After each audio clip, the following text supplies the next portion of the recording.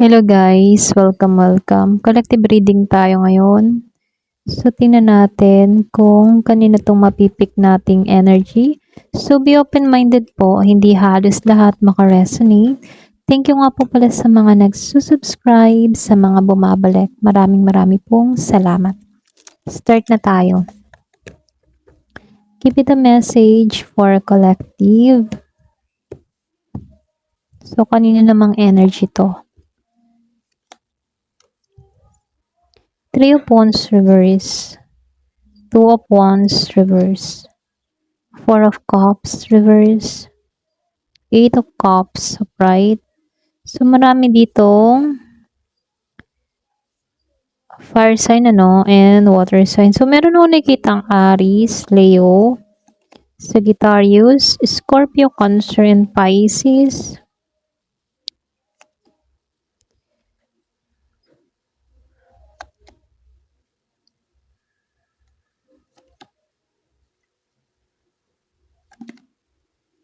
Meron din ditong Virgo, Capricorn, Taurus.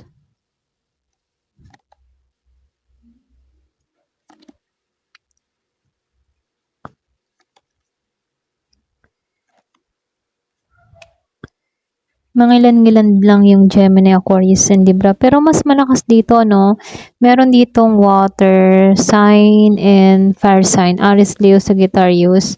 Then, Scorpio, Cancer, and Pisces. Then, nakikitaan ko rin ditong earth sign, Virgo, Capricorn, Taurus. Then, mga ilan-ilan lang yung air sign, Gemini, Aquarius, and Libra. Okay? So, dito,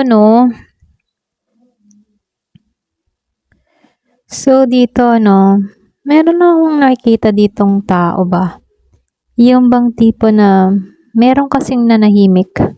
Yung iba sa inyo, pwedeng nanahimik ka. Pwedeng umiwas or pwedeng meron taong umiwas sa'yo or nanahimik dito, So, meron akong nakikitang taong nanahimik at umiwas. Pero, mas lalo tong yung bang tipo na sa pag-iwas ng tao na to at sa pananahimik, merong tao dito na napapaisip or nababahala. Yung bang naghahanap ito ng paraan para mapansin muli siya ng taong ito. Okay? So, unti-unti itong nagkaroon ng realization, yung bang tipo na nakita niya yung halaga ng taong ito.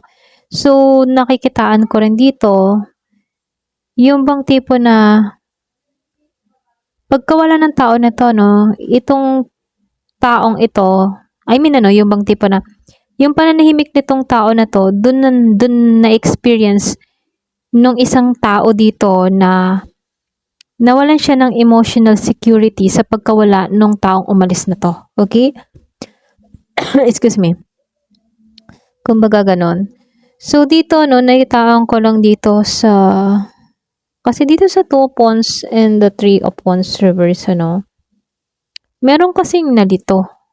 So, ibig sabihin, meron ditong nalito tong tao na to sa kung ano yung kasunod niyang gagawin. Okay? So, gusto kanyang pwedeng ikaw, okay? Kung ikaw man yung nanahimik or umiwas, gusto kanyang kausapin dito. So, gusto kanyang lapitan. Pero, hindi niya alam kung paano ka ba lapitan, kung paano ba magsimula ng usap sa'yo, kung paano ka babawiin. Hindi niya alam kung paano yon. So, para ba siyang na-stuck dito, kakaisip kung paano ba. Okay? So, dito, nakikitaan ko dito, kasi ramdam niya dito sa Three of Wands na hindi umaayon. Okay? Hindi umaayon yung sitwasyon sa kanya. Yung ini-expect niya, hindi niya nakuha. So, ibig sabihin, maaring inasahan ng tao na ito na ikaw yung lalapit or ikaw yung magpaparamdam muli. Pero anong nangyayari dito? Kabaliktaran sa mga nangyayari. Okay? So, nakikitaan ko rin dito, yung bang dito sa Four of Cups reverse, then sa Eight of Cups reverse, upright. So, dito kasi nagsisimula yung pagiging emotional. So, ibig sabihin, yung dati niyang ini-ignore or tinitik for granted, Ngayon, hinahanap-hanap na niya. Kung ikaw, before ikaw yung laging naandyan, pero hindi ka niya kinikibo, ini-ignore ka lang, yung isinasantabi, ganon. Pero ngayon dahil sa pagkawala mo, sa pananahimik mo, dito niya na patunayan na may halaga ka at ngayon hinahanap-hanap niyang taong ito yung presence mo. So nakikitaan ko dito, hindi siya emotionally detached. Meron parte sa kanya na gustong bumalik pa rin sa energy mo. Okay? So nakikitaan ko dito so dito sa Nine of Wands, reverse at sa Four of Swords, upright yung bang tipo na napagod na to or pwede rin ikaw, napagod ka na para sa taong ito. Meron lang akong nakikitang taong napapagod na, yung bang pigilan yung sarili or napapagod na tong tao na to na manahimik dito, yung iba sa inyo or pwede rin itong taong ito, okay? Kumbaga, napapagod na siyang pigilan yung sarili niya, para bang bumibigay na yung depensa niya, okay? Emotionally. Meron lang nakikita dito, malakas yung fire sign, Aries, Leo, Sagittarius, para bang, yung sinabi ko kanina, kahit pipilitin ng tao na to na lumayo dito sa Eight of Cups, dito sa Nine of Wands, merong napapagod na, para bang gusto niya nang tanggalin yung harang niya dito, okay? So, nakikitaan ko rin dito sa Four of Swords and the Seven of Wands. Iba sa inyo, pwede merong magkadiling dito na fire sign at air sign, Aries, Leo, Sagittarius, or Gemini, Aquarius, or Libra. Ayan, pasensya na, Libra. Ayan. Kumbaga, dito, kahit ba merong nahihirapan dito, para bang ipinaglalaban pa rin niya internally yung connection. Okay? Yung feelings niya para sa'yo. Kaya lang, nakikitaan ko dito, tahimik kasi to tahimik siyang, para bang tahimik na nagmamasid, pero marami siyang iniisip. Ito kasi yung energy na nag-observe muna bago niya i-process ang lahat. Okay? So, malakas ito nakikita ka ng tao na to bilang emotional fulfillment dito, or pwede rin yung bang tipo na taong nagbibigay ng genuine happiness or peace sa kanya dito. So, dito, may desire siya. Kumbaga dito, andun pa rin yung desire niya sa pagiging stable na connection. Gusto niya ng reunion, yung mas maayos yung samahan ninyo. Gusto niya yun. Pwedeng gusto niyang maibalik yung closeness nyo, yung sa inyong dalawa. So, dito, nakikitaan ko dito, takot kasi to na tuluyang kang mawala. So, takot siya dito. Iniwasan niya yung total ending or pwede rin yung malaking pagbagsak ng connection na to. Kaya lang dito, nakikitaan ko lang dito, meron lang ako nakitang taong may lambot pa rin yung puso niya dito, okay, sa person niya. Pwede bang, yung bang pwedeng ayan, pasensya na, uutal ako. Pwedeng gusto ng tao na to yung tipo na mag-message or mag-sorry, or pwede rin magparamdam, magpa-cute, ganon, emotional, ganyan. Yung bang makuha yung atensyon ng person niya dito, yung gagawin niya yung lahat para lang makuha yung atensyon ng tao. Kahit magpa-cute, magmukhang katawa-tawa, gagawin niya. Ganon dito. Okay? Kaya lang may pagka, immature yung gustong gawin ng tao na to. Okay? So, nakikitaan ko lang dito, ito yung malinaw na merong gustong maghabol ng attention emotionally sa Knight of Cups. Yung klase na gusto bang magpapansin ulit sa'yo, or posible na gusto niya na mag-offer or yung feelings niya i-offer sa'yo. Ganon, okay? Para bang gusto niya ng malinaw na makuha yung attention mo. So, lumalabas habang tahimik ka, lalo kang nagmumukhang mataas yung value mo. Kasi ikaw yung klase ng tao na hindi mo hinayaan yung sarili mo na ikaw yung manguna, okay?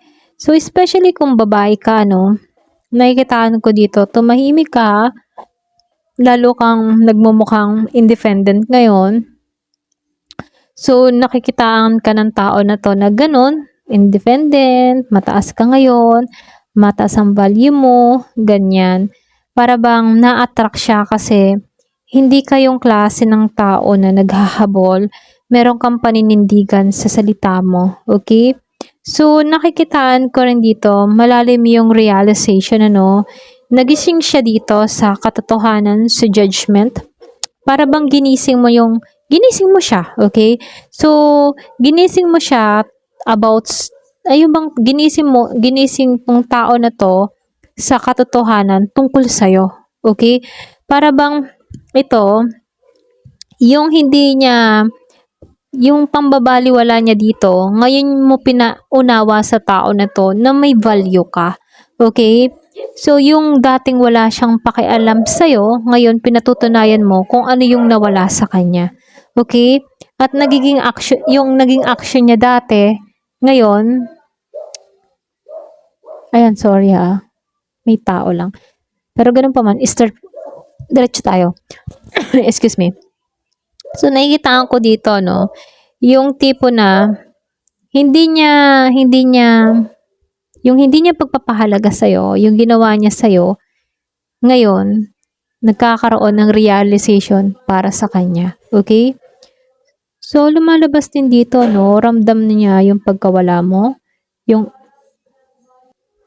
So, dito, ramdam niya yung pagkawala mo dito sa Five of Pentacles, so right?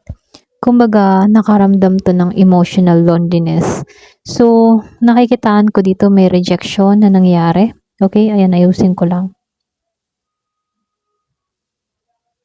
Kumbaga dito, pakaramdam niya dito, naiwan siya sa lamig habang wala kang pakialam. Okay? So, nakikitaan ko rin dito, tingin ng tao na to sa'yo ngayon, very stable ka. Tingin niya dito na matured ka, okay? Nagkaroon ng mataas na worth, ganun kanya tingnan. So, yung masasabi lang ng tao na to dito, para bang ikaw yung klase ng tao na mahirap palitan dahil nagbigay ka ng comfort at security sa taong ito. At ngayon, nakikitaan ko dito habang hindi ka naghahabol, mas pinipili mong manahimik, doon siya mas natitrigger emotionally. So, ibig sabihin, unti-unti niyang nare-realize dito na hindi madaling mawala o mapalitan yung energy mo. Okay? So, kaya mas lumalakas yung urge niyang makuha ulit yung attention mo. Okay? Kumbaga, itong tao na to, para ba siyang nasi-challenge sa'yo, hindi niya akalain dito na ganto ka ngayon, kumbaga, ang laki ng yung pinagbago, okay? So, gusto niya dito na makuha kang muli. Ayan. Gusto niyang makalapit muli sa'yo. Gusto niyang makuha yung simpatya or attention mo dito, okay? Ayan. Ito lang nakikita ko. Ayan. Hanggang dito na lamang po. Thank you for watching. Love and peace.